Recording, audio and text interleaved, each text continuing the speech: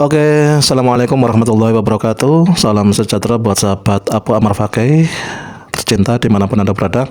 Jumpa lagi dengan Abu Amar Fakih di sini. Saat ini Abu Amar Fakih akan menyampaikan sebuah sejarah ya, yang kami ambil dari buku dari Puncak Baghdad ya, sejarah dunia versi Islam. Kita sajikan dalam bentuk obrolan ya, dalam bentuk obrolan kepada sahabat Abu Amar Fakih semua. Jadi ini kisah tentang sejarah dunia ya, skala dunia versi Islam ya. Sejarah dunia versi Islam di buku ini dari Puncak Baghdad ini dimulai dengan diterangkan tentang dunia tengah, tentang dunia tengah gitu. Jadi tema pertama itu menjelaskan tentang dunia tengah. Jadi lama sekali sebelum Islam lahir ya, dunia ya, dua dunia di antara Samudra Atlantik dan Teluk Benggala. Jadi dua dunia di antara Samudra Atlantik dan Teluk Benggala mulai terbentuk. Masing-masing menggumpal di sekitar jaringan perdagangan dan rute perjalanan yang berbeda. Jadi yang satu terutama rute-rute laut ya, dan yang lain rute darat gitu. Nah, jika Anda meninjau ya lalu lintas laut kuno, menurut sejarahnya, lalu lintas laut kuno Mediterania atau Laut Tengah yang biasa disebut dengan Laut Tengah, Mediterania muncul dengan jelas sebagai pusat sejarah dunia. Jadi lalu lintas laut kuno di Laut Tengah itu sebagai pusat sejarah dunia. Karena disinilah bangsa-bangsa Mesenaya ya, ada bangsa-bangsa Mesenaya, bangsa Kreta, bangsa Venesia, bangsa Lydia, bangsa Yunani, bangsa Roma, dan begitu banyak budaya kuat ya perdana lainnya bertemu dan berbaur. Orang-orang yang tinggal dalam jarak cukup dekat dari Mediterania dapat dengan mudah mendengar ya tentang siapapun yang tinggal dalam jarak cukup dekat dari Mediterania serta berinteraksi dengan mereka. Itu. Dan karenanya laut yang besar ya, laut yang besar ini sendiri menjadi kekuatan pengatur yang menarik beragam orang ke dalam cerita-cerita mereka yang berbeda tentunya ya, dan menjalin nasib mereka bersama-sama untuk membentuk benih sejarah dunia. Dan dari sinilah berasalnya peradaban barat. Nah, kita mengetahui peradaban barat itu ya dari Laut Tengah ya, dari lalu lintas laut kuno di Mediterania. Itu di sana dihuni ya pusat sejarah dunia, bangsa-bangsa kayak bangsa Mesenaya, bangsa Kreta, bangsa Venesia, Lydia, Yunani, Roma, dan begitu banyak yang lainnya bertemu dan berbaur. Dari sinilah kemudian berasal peradaban barat gitu.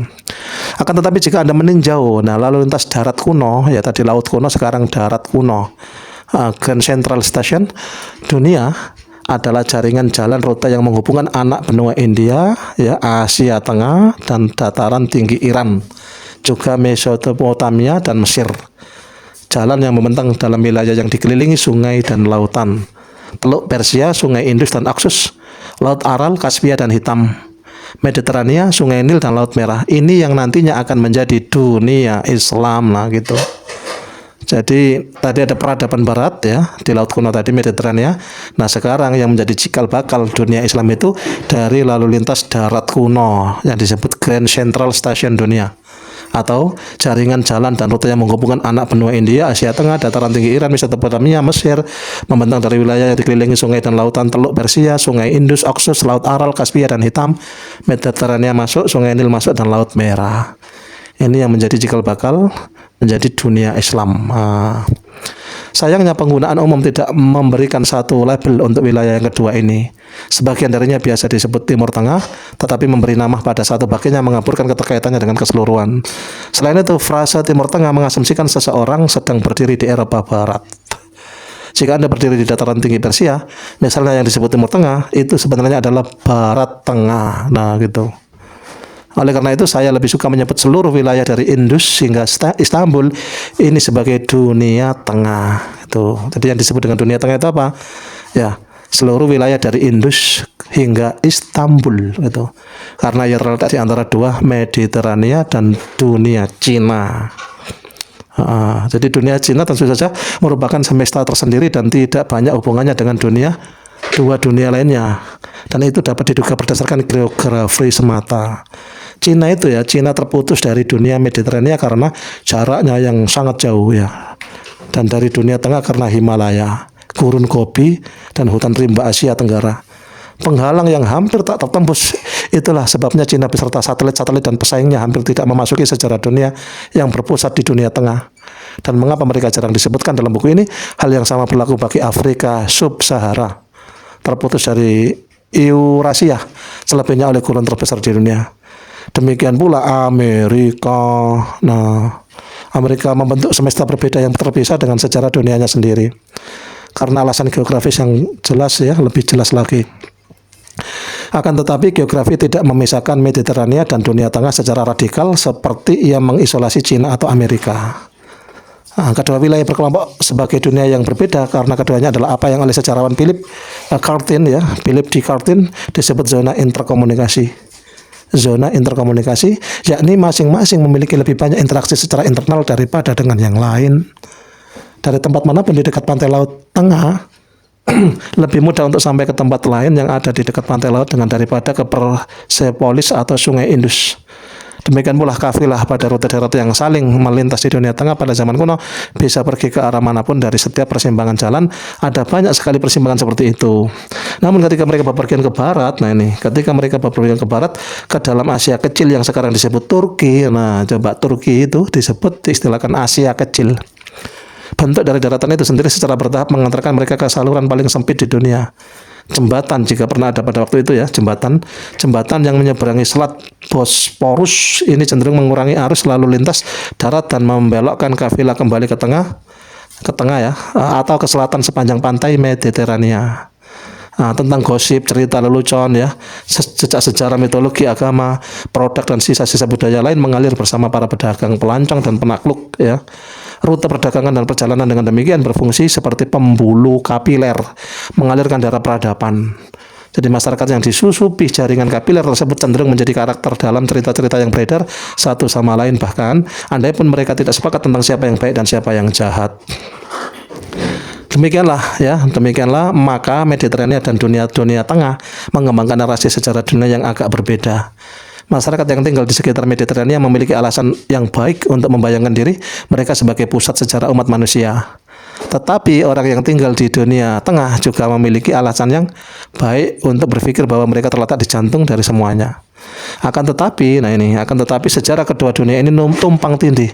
Di wilayah tempat Anda sedang menemukan Israel, tempat Anda menemukan Lebanon, tempat Anda sekarang menemukan Suriah dan Yordania, tempat Anda sekarang pendeknya menemukan begitu banyak masalah. Ini adalah ujung timur dunia yang didefinisikan oleh jalur laut dan tepi barat dunia yang didefinisikan oleh jalur darat. Tapi perspektif Mediterania, kawasan ini selalu menjadi bagian dari sejarah dunia yang memiliki Mediterania sebagai benih dan intinya. Nah, dari perspektif lain, kawasan itu selalu menjadi bagian dari dunia tengah yang di intinya terletak Mesopotamia dan Persia. Tidakkah dari dulu hingga sekarang sering ada perseteruan yang tak kunjung tuntas untuk sebidang tanah ini, termasuk bagian dunia manakah ya? Nah, coba kita sekarang masuk ke dunia tengah sebelum Islam. Dunia tengah sebelum Islam. Peradaban pertama muncul di sepanjang tepi berbagi sungai besar berarus lambat yang takluk pada banjir tahunan, lembah Huanghe di Cina, lembah sungai Indus di India, lembah sungai Nil di Afrika. Ini adalah tempat-tempat di mana sekitar 6.000 tahun yang lalu atau lebih para pemburu dan pengembala nomaden tinggal menetap ya, membangun desa-desa dan menjadi petani. Jadi mungkin cawan Petri awal kebudayaan manusia yang paling dinamis adalah wilayah sabit subur antara Tigris dan Efrat yang dikenal sebagai Mesopotamia, yang arti sesungguhnya adalah di antara sungai-sungai. Jadi Mesopotamia itu bermakna di antara sungai-sungai. Kebetulan tanah sempit yang diapit dua sungai ini hampir persis membelah dua negara Irak zaman modern ya. Ketika kita berbicara tentang bulan sabit subur sebagai tempat lahir peradaban, kita sedang berbicara tentang Irak. Disinilah semuanya dimulai. Nah, Irak itu judulnya. Jadi ada satu aspek kunci geografis Mesopotamia yang membedakannya dari tempat-tempat persemaian budaya awal lainnya. Dua sungai yang mendefinisikannya mengalir melalui hamparan datar yang dapat dihuni dan dapat didekati dari segala arah. Geografinya tidak memberikan pertahanan alami kepada orang-orang yang hidup di sini. Tidak seperti sungai Nil misalnya yang diapit oleh rawa-rawa pada sisi timurnya, oleh Sahara yang tak dapat dihuni di sisi barat, dan oleh tebing-tebing terjal di ujung atasnya. Geografi memberikan Mesir kontinuitas tetapi juga mengurangi interaksinya dengan budaya-budaya lain, memberinya semacam kelembaman tertentu. Nah, tidak begitu dengan Mesopotamia. Di sini sejak dini ada sebuah pola yang diulang berkali-kali selama 1000 tahun lebih, sebuah perjuangan yang kompleks antara perantau dan penduduk kota yang terus menumbuhkan imperium yang lebih besar. Pola itu seperti ini, Mbak. Petani yang menetap akan membangun sistem irigasi yang mendukung desa dan kota-kota yang makmur. Akhirnya, beberapa orang gigi, beberapa imam yang terorganisasi dengan baik atau persekutuan antara keduanya akan memegang kendali atas sejumlah pusat kota ini. Dengan demikian, menempa sebuah unit politik yang lebih besar. Suatu konfederasi kerajaan kekaisaran, kemudian sebuah suku nomaden yang keras akan datang menaklukkan raja saat itu, menyita semua harta milik dan dalam proses itu memperluas kerajaan mereka. Akhirnya, nomaden yang keras itu akan menjadi lembut, penduduk kota yang mencintai kemewahan persis seperti jenis orang yang telah mereka taklukkan, di mana pada titik itu suku nomad keras lainnya akan datang mengalahkan mereka dan mengambil alih kerajaan mereka. Penaklukan, konsolidasi, ekspansi, degenerasi, penaklukan, inilah polanya. Itu dikodifikasi pada abad ke-14 oleh sejarawan Muslim termasuk Ibnu Khaldun. Didasarkan pada pengamatannya atas dunia tempat dia tinggal, Ibnu Khaldun merasa bahwa dalam pola ini dia telah menemukan denyut yang mendasari sejarah. Jadi penaklukan, konsolidasi, ekspansi, degenerasi, kembali ke penaklukan lagi, ini pola ya. Ini pola berulangnya sejarah itu dulu mengikuti pola ini, penaklukan demi penaklukan, konsolidasi demi konsolidasi, ekspansi, degenerasi, kembali ke penaklukan lagi. Nah, pada waktu tertentu proses ini terjadi di lebih dari satu tempat. Satu kerajaan berkembang di sini, yang lain tumbuh di sana. Kedua kerajaan meluas sampai mereka bertemu melawan satu sama lain, di mana pada saat titik yang satu akan mengalahkan yang lain, membentuk sebuah kekaisaran baru yang lebih besar. Nah, sekitar 5.500 tahun yang lalu, belasan kota di sepanjang sungai Efrat menyatu ke dalam jaringan tunggal yang disebut Sumeria. Disinilah ditemukan aksara, ditemukan roda, ditemukan gerobak, ditemukan perodah, tembikar, dan sistem bilangan awal. Lalu suku Akkadian, orang-orang yang lebih kasar dari wilayah hulu, menaklukkan Sumeria. Pemimpin mereka namanya Sargon ya, adalah penakluk pertama yang disebut namanya dalam sejarah. Sosok yang kejam dalam segala hal dan seorang lelaki yang menempah dirinya sendiri. Karena dia berawal sebagai pria lemah dan tidak dikenal, tetapi meninggalkan catatan tentang perbuatannya dalam bentuk dokumen tanah liat yang dicap dengan tulisan kuno berbentuk baji yang pada dasarnya berkata, yang satu ini bangkit dan aku memukulnya, yang itu bangkit dan aku memukulnya. Sargon memimpin pasukannya begitu jauh ke selatan sehingga mereka bisa mencuci senjata mereka di laut. Di sana ia berkata, sekarang setiap raja yang ingin menyebut dirinya setara denganku, kemanapun aku pergi, biarkan dia pergi. Yang berarti, mari kita lihat adakah orang lain yang menaklukkan sebanyak yang telah kutaklukkan. Kerajaannya lebih kecil dari New Jersey. Pada saatnya sebuah gelombang baru nomaden kasar dari dataran tinggi turun dan menaklukkan Akkadia dari Akkad.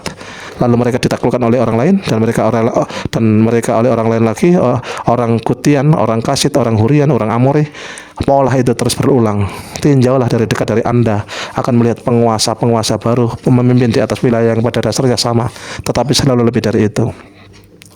Jadi suku Amori datang pada momen yang tepat dalam siklus ini ketika mereka membangun kota Babel yang terkenal, dan dari ibu kota ini memerintah kekaisaran Babel pertama. Babel memberi jalan bagi orang Asyur yang memerintah dari kota Niniwe yang lebih besar dari Megah, dan Megah kerajaan mereka membentang dari Irak hingga Mesir. Dan Anda bisa membayangkan betapa luas kawasan itu tampaknya pada saat itu, ketika cara tercepat untuk pergi dari satu tempat ke tempat lain adalah dengan berkuda. Orang-orang Asyur yang mendapat reputasi jelek dalam sejarah seperti tiran tanpa ampun, sebagai tiran ya. Sulit untuk mengatakan apakah mereka benar-benar lebih buruk daripada yang lain pada zaman mereka, tetapi mereka memang mempraktekkan strategi Stalin ya, yang dikenal buruk pada abad ke-20 ini, strategi Stalin ini. Mereka mencerabut seluruh populasi dan memindahkannya ke tempat-tempat lain berdasarkan teori bahwa orang yang telah kehilangan kampung halaman mereka dan tinggal di antara orang-orang asing, terputus dari sumber-sumber yang mereka kenali, akan terlalu bingung dan tidak bahagia untuk mampu mengorganisasi pemberontakan. Ini berhasil untuk sementara, tetapi tidak selamanya. Orang-orang Asyur pada akhirnya dikalahkan oleh salah satu bangsa yang mereka tundukkan, Kasdim. Kasdim membangun kembali Babel dan meraih tempat terhormat dalam sejarah atas prestasi intelektual mereka dalam astronomi, kedokteran, dan matematika. Mereka menggunakan sistem dasar 12, bukan sistem basis 10 kita, dan merupakan perintis dalam pengukuran dan pembagian waktu. Itulah sebabnya mengapa tahun mempunyai 12 bulan, jam memiliki 60 menit 5 kali 12, dan menit memiliki 60 detik. Mereka adalah perencana kota dan arsitek yang benar-benar mumpuni. Seorang raja Kastim lah yang membangun Taman Gantung Babel, yang disebut sebagai salah satu di antara 7 keajaiban dunia kuno, Taman Gantung Babel. Tetapi orang Kastim mengikuti strategi Asyur mencerabut seluruh populasi dalam upaya memecah belah dan menguasai mereka. Raja mereka Nebukadnezar adalah orang yang pertama kali menghancurkan Yerusalem dan menyeret bangsa Ibrani ke dalam penawanan. Belsazar, seorang raja Kastim di Babel, juga lah yang sembari berpesta di istana pada suatu malam melihat tangan tanpa tubuh menulis di dindingnya dalam huruf-huruf dari api. Mene tekel oparsin, tulisannya mene tekel oparsin. Para penjilat sekitarnya tidak bisa menebak juntrungan dari kata-kata ini. Mungkin karena mereka buta mabuk, ya, tetapi juga karena kata-kata itu tertulis dalam bahasa aneh, bahasa Aram sepertinya. Mereka mendatangkan tawanan Ibrani, Daniel, yang mengatakan kata-kata itu berarti masa pemerintahan Tuanku takkan lama lagi. Tuanku ditimbang dan didapati bermasalah. Kerajaan Tuanku akan dipecah. Itu setidaknya demikianlah cerita perjanjian lama dalam kitab Daniel. Belsazar hampir tidak punya waktu untuk merenungkan nubuatan ini sebelum menjadi kenyataan. Pertumpahan darah ganas secara tiba-tiba dilancarkan atas negeri Babel oleh gerombolan terbaru bajingan dari dataran tinggi, aliansi Persia dan Medes. Kedua suku bangsa Indo-Eropa itu mengakhiri Babilonia kedua dan menggantinya dengan kekaisaran Persia. Pada titik ini pola berulang kerajaan yang lebih besar di jantung dunia tengah berakhir, atau setidaknya jeda untuk beberapa lama. Sebabnya pada saat Persia masuk, tidak banyak yang tersisa untuk ditaklukkan. Kedua, tempat lahir peradaban Mesir dan Mesopotamia akhirnya menjadi bagian dari wilayah mereka. Kekuasaan mereka membentang ke barat hingga Asia Kecil, ke selatan hingga Sungai Nil, ke timur melalui dataran tinggi Iran dan Afghanistan hingga Sungai Indus. Orang Persia yang wangi dan halus itu mungkin tidak melihat ada gunanya melakukan penaklukan lebih lanjut. Di selatan Indus terbentang hutan lebat, dan sebelah utara Afghanistan menghampar stepa ganas yang digaruk angin kencang dan dikembara oleh nomad yang bertahan hidup bersama ternak dan kawanan mereka. Siapa pula yang ingin berurusan mengatur mereka? Oleh karena itu bangsa Persia puas membangun serangkaian benteng untuk bertahan dari kaum barbar, sehingga masyarakat biasa dapat mengembangkan seni beradab di sisi balik pagar yang dapat dihuni.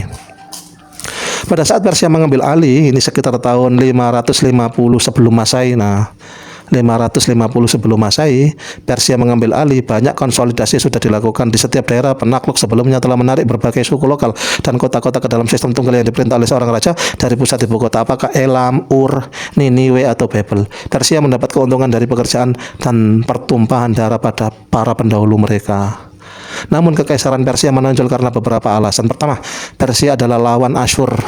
Mereka mengembangkan ide yang benar-benar berlawanan dengan bagaimana memerintah sebuah kawasan yang luas. Alih-alih mencerabut seluruh bangsa, mereka mengembalikannya ke kampung halaman. Mereka membebaskan bangsa Ibrani dari penawanan dan membantu mereka kembali ke Kanaan. Kaisar Persia menjalankan strategi multikultural, banyak bangsa dalam satu tenda besar. Mereka mengendalikan wilayah yang luar biasa luas dengan membiarkan semua konstituen yang berbeda menjalani hidup sendiri-sendiri menurut cara dan adat istiadat mereka masing-masing. Di bawah kekuasaan pemimpin mereka sendiri, asalkan mereka membayar pajak dan tunduk pada beberapa mandat dan tuntutan kaisar. Kaum muslim belakangan mengambil gagasan ini dan terus bertahan selama masa Utsmani. Kedua, Persia melihat komunikasi sebagai kunci untuk mempersatukan dan dengan demikian mengendalikan wilayah mereka. Mereka mengeluarkan seperangkat undang-undang pajak dan menerbitkan mata uang tunggal untuk wilayah mereka. Mata uang sebagai media komunikasi dalam bisnis. Mereka membangun sebuah jaringan jalan yang luar biasa luas dan menjejarinya dengan hostel untuk mempermudah perjalanan.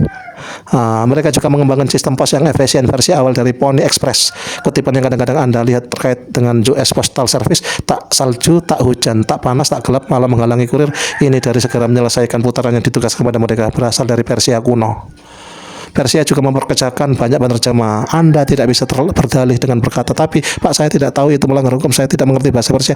Para penerjemah memungkinkan kaisar untuk menyiarkan deskripsi tertulis tentang kemegahan dan kebesaran mereka dalam berbagai bahasa, sehingga seluruh rakyat bisa mengagumi mereka. Darius yang agung, ya, yang mengantarkan kekaisaran Persia ke salah satu dari beberapa puncaknya, memerintahkan agar kisah hidupnya dipahatkan di atas batu pada sebuah tempat bernama Bisutun. Dia menyuruhnya untuk ditulis dalam 3 bahasa Persia kuno, bahasa Elam, dan bahasa Babilonia. 15.000 karakter ditujukan untuk berbagai perbuatan dan penaklukan oleh Darius, memperinci para pemberontak yang telah mencoba dan gagal untuk menggulingkannya, serta hukuman yang telah dijatuhkannya pada mereka. Pada dasarnya hal itu untuk menyampaikan bahwa sebaiknya Anda tidak main-main dengan kaisar ini. Dia akan memotong hidung Anda, atau yang lebih parah lagi. Meskipun demikian, warga kerajaan itu mendapat kekuasaan Persia sejatinya tidak bengis. Mesin kekaisarannya yang diminyaki dengan baik terus menjaga perdamaian, membiarkan rakyat biasa melanjutkan urusan mereka, membesarkan keluarga bertani, dan membuat barang-barang yang berguna. Bagian dari prasasti Bisutun Darius yang ditulis dalam Persia kuno dapat dibaca dari bahasa Persia modern, sehingga setelah ditemukan kembali pada abad ke-19, para sarjana dapat menggunakannya untuk membuka kunci 2 bahasa lain, dan dengan demikian mendapatkan akses ke perpustakaan cuneiform Mesopotamia kuno. Perpustakaan yang begitu luas sehingga kita tahu lebih banyak tentang kehidupan sehari-hari di daerah ini 3.000 tahun yang lalu daripada yang kita ketahui tentang kehidupan sehari-hari di Eropa Barat 1.200 tahun silam. Agama menyebar di dunia Persia bukan ide Hindu, ya, tentang sejuta dewa, bukan pula sesuatu seperti dewa-dewa Mesir berupa makhluk-makhluk ajaib dengan wujud setengah manusia dan setengah binatang, juga bukan seperti paganisme Yunani yang melihat setiap hal kecil di alam memiliki dewanya sendiri, dewa yang berbentuk seperti manusia dan memiliki kelemahan manusia. Tidak. Dalam semesta Persia, Zoroastrianisme memegang posisi paling tinggi. Jadi dalam semesta Persia, Zoroastrianisme memegang posisi paling tinggi. Zarathustra hidup sekitar 1000 tahun sebelum Kristus. Mungkin lebih awal atau mungkin lebih belakangan, tidak ada yang benar-benar tahu. Dia berasal dari Iran Utara, atau mungkin utara Afghanistan, atau mungkin di suatu tempat di sebelah timurnya. Tidak ada yang benar-benar tahu juga. Zarathustra tak pernah mengklaim menjadi seorang nabi atau penyalur energi ilahi, apalagi Tuhan atau dewa. Dia menganggap dirinya seorang filsuf dan pencari, tetapi para pengikutnya menganggap dia orang suci. Zarathustra mengajarkan bahwa alam semesta dibagi antara gelap dan terang, antara kebaikan dan kejahatan, antara kebenaran dan kepalsuan, antara hidup dan mati. Alam semesta dibagi ke dalam kubu-kubu yang bertentangan sejak saat penciptaan, terkunci dalam pertarungan sejak saat itu, dan akan bertahan demikian sampai akhir zaman. Manusia, kata Zoroaster, mengandung kedua prinsip ini di dalam diri mereka. Mereka bebas memilih apakah akan mengambil cara ini atau itu. Dengan memilih yang baik, manusia menambah kekuatan pada cairan kehidupan. Dengan memilih yang jahat, mereka memberi kekuatan pada kegelapan dan kematian. Tidak ada predestinasi dalam semesta Zoroastrian. Hasil dari pertarungan besar selalu dalam keraguan, dan tidak hanya setiap manusia bebas untuk membuat pilihan moral, tapi setiap pilihan moral mempengaruhi hasil kosmis ini. Zarathustra melihat drama alam semesta memberi kekuatan kepada 2 dewa, bukan 1, bukan ribuan, tapi 2. Ahura Mazda mewujudkan prinsip yang baik, Ahriman prinsip yang jahat. Api berperan sebagai representasi ikon Ahura Mazda yang mendorong sebagian orang untuk menggolong-golongkan Zoroastrian sebagai penyembah api. Tapi apa yang mereka sembah bukanlah api Persi, melainkan Ahura Mazda. Zarathustra berbicara tentang kehidupan setelah mati, tetapi menyatakan bahwa orang yang baik pergi ke sana bukan sebagai imbalan atas kebaikan, melainkan sebagai konsekuensi dari telah memilih arah itu. Anda mungkin mengatakan mereka mengangkat diri mereka sendiri ke surga melalui cara pilihan mereka. Majusi Persia menolak patung, citra, dan ikon keagamaan, meletakkan dasar bagi permusuhan terhadap representasi dalam seni keagamaan yang muncul kembali dengan tegas dalam Islam. Kadang-kadang Zarathustra atau setidaknya para pengikutnya menyebut Ahura Mazda Tuhan Maha Bijaksana, dan berbicara seolah-olah dia benar-benar pencipta seluruh alam semesta, dan seolah-olah dialah yang telah membagi semua ciptaan menjadi 2 aspek yang berlawanan tak lama setelah saat penciptaan. Dengan demikian dualisme Zarathustra beringsut menuju monoteisme, tetapi tidak pernah tiba di sana. Pada akhirnya menurut Zoroastrianisme Persia kuno, 2 dewa dengan kekuatan yang sama menghuni alam semesta, dan manusia adalah tali dalam tarik tambang di antara mereka. Seorang rahib Zoroastrian disebut Magus, ya. Seorang rahib Zoroastrian disebut Magus. Bentuk jamaknya magi, orang Majus, ya. 3 orang bijak dari timur yang menurut cerita Kristen membawa mur dan kemenyan untuk bayi Yesus di kandang itu adalah rahib-rahib Zoroastrian. Kata magician juga berasal dari magi. Para rahib ini dianggap oleh orang lain, dan kadang-kadang mereka sendiri mengklaim memiliki kekuatan ajaib. Para rahib tadi. Pada masa-masa akhir kekaisarannya, orang Persia masuk ke dunia Mediterania dan membuat percikan besar yang singkat dalam sejarah dunia Barat. Kaisar Persia Darius berangkat ke Barat untuk menghukum orang Yunani. Saya mengatakan menghukum, bukan menyerang atau menaklukkan, karena dari sudut pandang Persia, apa yang disebut perang Persia itu bukanlah bentrokan antara 2 peradaban. Persia melihat orang Yunani sebagai penduduk primitif beberapa kota kecil di ujung tepi barat dunia yang beradab, kota-kota yang secara implisit milik Persia. Walaupun mereka terlalu jauh untuk memerintah secara langsung, Kaisar Darius hanya menginginkan orang Yunani untuk mengkonfirmasi bahwa mereka adalah rakyatnya dengan mengirimkan kepadanya sebuah kendi berisi air dan sekotak tanah dalam upeti simbolis. Orang Yunani menolak, ya. Darius mengumpulkan tentara untuk memberi orang Yunani pelajaran yang tidak akan pernah mereka lupakan. Tapi ukuran pasukannya terlalu besar untuk ditanggungkan. Bagaimana mengarahkan begitu banyak orang dari jarak sejauh itu? Bagaimana menjaga pasokan untuk mereka? Dari mana telah mengabaikan prinsip pertama strategi militer? Jangan pernah melakukan perang darat di Eropa. Pada akhirnya Yunani lah yang memberi pelajaran tak terlupakan kepada Persia. Namun pelajaran itu cepat mereka lupakan karena kurang dari satu generasi kemudian Xerxes putra Darius yang dungu memutuskan untuk membalaskan dendam ayahnya dengan mengulangi dan memperburuk kesalahan-kesalahannya. Xerxes pun pulang ke rumah dengan kaki pincang dan itulah akhir petualangan Persia di Eropa. Namun tidak berakhir di sana, rupanya sekitar 150 tahun kemudian Alexander Agung melakukan pertempuran dengan mengambil arah lain. Kita sering mendengar Alexander Agung menaklukkan dunia, tapi yang benar-benar dia taklukkan adalah Persia yang telah menaklukkan dunia. Dengan Alexander, narasi Mediterania dengan tegas menerobos ke dalam narasi dunia tengah. Alexander bermimpi memadukan keduanya menjadi satu, menyatukan Eropa dan Asia. Dia berencana menempatkan ibu kotanya di Babel. Alexander membuat luka yang dalam dan meninggalkan bekas. Dia muncul dalam banyak mitos dan cerita Persia yang memberinya kualitas heroik yang besar.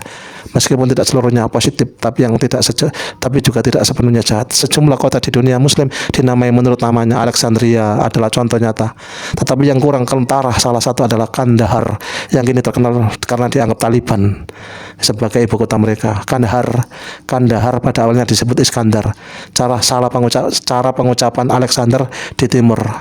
Jadi cara pengucapan Alexander di timur itu Kandahar gitu, atau Iskandar di timur. Tapi awalan is ditanggalkan dan Kandar diperlunak menjadi Kandahar. Iskandar itu Alexander itu Iskandar. Tapi luka yang ditimbulkan Alexander mulai tertutup. Kulit tubuh di atasnya dan tampak dari 11 tahun dia di Asia perlahan memudar. Suatu malam di Babel ia tiba-tiba mati. Entah karena flu, malaria, terlalu banyak minum atau racun, tidak ada yang tahu.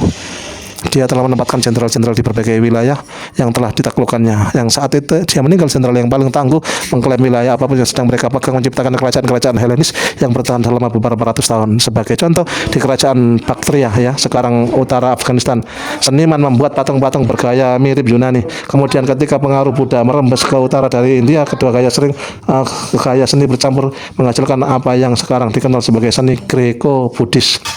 Akan tetapi pada akhirnya kerajaan tersebut melemah, pengaruh Yunani memudar, bahasa Yunani tak lagi digunakan di sini dan lapisan bawah Persia kembali mengenang ke permukaan. Kerajaan lain datang untuk menduduki banyak bagian dari wilayah yang sama dengan yang dulunya adalah Persia kuno. Walaupun tidak sebanyak itu, penguasa baru ini menyebut diri mereka Partia dan mereka adalah para pejuang yang hebat. Partia berperang menghentikan Roma, mencegah ekspansi mereka ke timur. Pasukan mereka Partia berperang menghentikan Roma, mencegah ekspansi mereka ke timur. Pasukan mereka adalah yang pertama melibatkan cataprat, ya, kesatria berbaju zirah menunggang kuda besar berlapis baja, persis seperti yang kita kaitkan dengan zaman feodal Eropa. Kesatria Partia ini seperti benteng berjalan, tapi benteng berjalan itu merepotkan sehingga Partia juga memiliki korps kavaleri lain. Orang-orang berpakaian ringan menunggang kuda tanpa pelindung. Sebagai taktik pertempuran, kavaleri berpakaian ringan itu kadang berpura-pura telah dikalahkan. Di tengah ganas pertempuran mereka tiba-tiba akan berbalik dan bergegas pergi.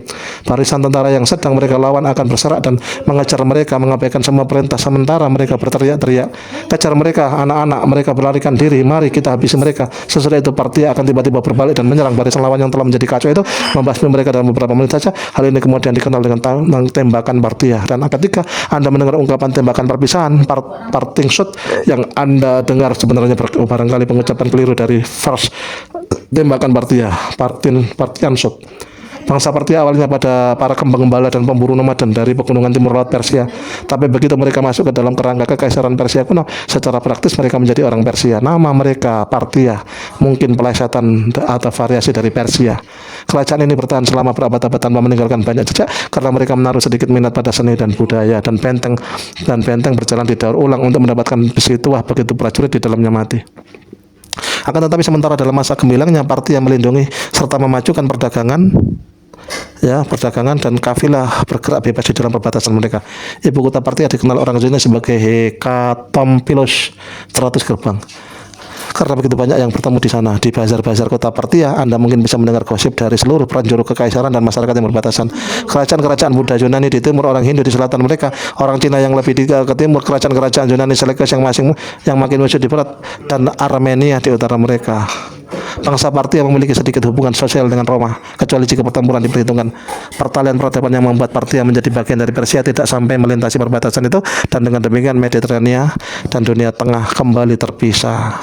Sekitar masa bangsa Partia memulai kebangkitan mereka, Cina untuk pertama kalinya bersatu. Bahkan tahun-tahun kejayaan benih dinasti Han Cina hampir bertepatan persis dengan periode dominasi Partia. Di barat orang Romawi memulai ekspansi besar mereka menjelang awal era Partia. Tatkala Roma menyerang Kartago untuk pertama kalinya, Partia sedang mencaplok Babilonia. Persis ketika Julius Caesar mencabik bangsa Gaul, kekuasaan Partia memuncak di dunia tengah. Pada abad 53 sebelum Masehi, bangsa Partia menghancurkan pasukan Romawi dalam sebuah pertempuran, menangkap 34.000 legioner dan membunuh Crassus yang memerintah Roma bersama dengan Kaisar dan Pompei. 30 tahun kemudian Partia menimpakan kekalahan sengit bagi Mark Antony dan menetapkan Sungai Efrat sebagai perbatasan antara kedua kerajaan. Bangsa Partia masih memperluas ke timur ketika Kristus dilahirkan. Penyebaran agama Kristen tak terlalu diperhatikan oleh bangsa Partia, yang lebih menyukai Zoroastrianisme dalam cara yang suam-suam kuku, ya. Ketika misionaris Kristen mulai beringsut ke timur, Partia mengizinkan mereka masuk. Mereka memang tidak terlalu peduli tentang agama.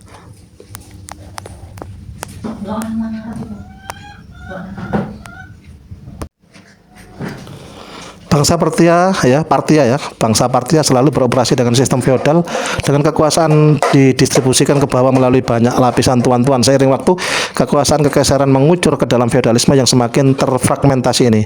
Pada abad ketiga, Kristen, pemberontakan provinsial menggulingkan wilayah terakhir Partia dan mendirikan dinasti Sasania. Dan ini meluas dengan cepat hingga menduduki semua wilayah yang sama seperti Partia. Dan ketika lebih banyak lagi daripada itu, bangsa Sasia tidak membelokkan arah perubahan budaya. Mereka hanya mengatur kerajaan secara lebih efektif, menghapus jejak-jejak terakhir pengaruh Helenis dan menuntaskan pemulihan gaya konstruksi Persia. Mereka membangun patung-patung monumental, gedung-gedung besar, dan kota-kota mengesankan. Zoroastrianisme menikmati kebangkitan besar api dan abu, sinar matahari dan kegelapan, Ahura Mazda dan Ahriman. Itulah agama negara. Biarawan misionaris menjelajah ke barat dari Afghanistan mengajarkan Buddhisme, tapi benih yang mereka tebarkan tidak akan tumbuh di tanah Zoroastrian Persia, sehingga mereka berbelok ke timur. Itulah sebabnya Buddhisme menyebar ke Cina tetapi tidak ke Eropa. Tak terhitung dongeng dan legenda Persia dari masa yang terkemudian berpulang kembali ke masa Sasania ini.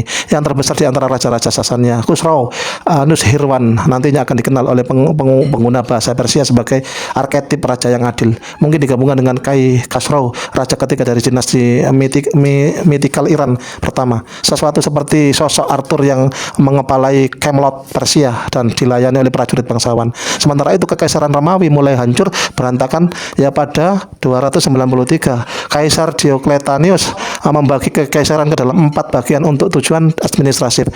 Kekaisaran telah tumbuh terlalu besar dan rumit untuk dijalankan dari satu pusat. Tetapi reformasi Diocletianus akhirnya membelah kerajaan itu menjadi 2. Kekayaan semuanya terdapat di timur.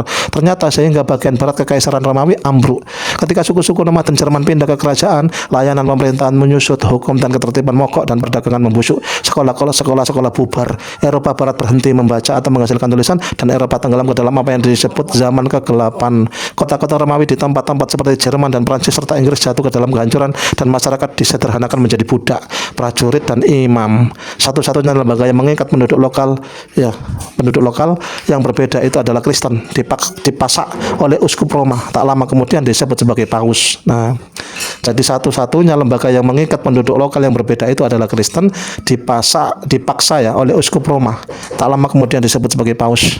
Bagian timur kekaisaran Romawi yang berpusat di Konstantinopel terus bertahan. Penduduk setempat masih menyebut entitas ini Roma, tapi bagi sejarawan kemudian itu tampak seperti sesuatu yang baru. Jadi secara retrospektif mereka memberinya nama baru, Kekaisaran Bizantium.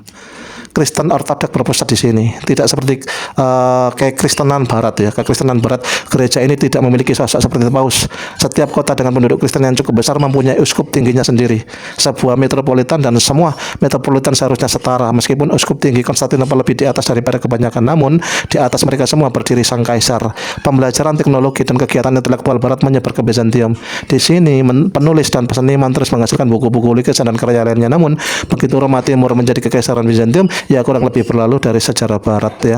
Banyak yang akan menyangkal pernyataan ini, tapi bagaimanapun Kekaisaran Bizantium itu Kristen, rakyatnya berbicara bahasa Yunani, dan para filosofnya. Baiklah, tak usah kita berbicara terlalu banyak tentang para filosofnya. Hampir semua orang Barat berpendidikan tahu Socrates, tahu Plato dan Aristoteles, belum lagi Sophocles, Virgil, Tacitus, Pericles, Alexander dan Makedonia, Julius Caesar, Augustus dan banyak yang lain. Tapi selain dari akademisi yang mengkhususkan diri pada sejarah Bizantium, hanya sedikit yang dapat menyebut nama 3 filsuf Bizantium, yaitu 2 penyair Bizantium atau 1 kaisar Bizantium setelah Justinianus.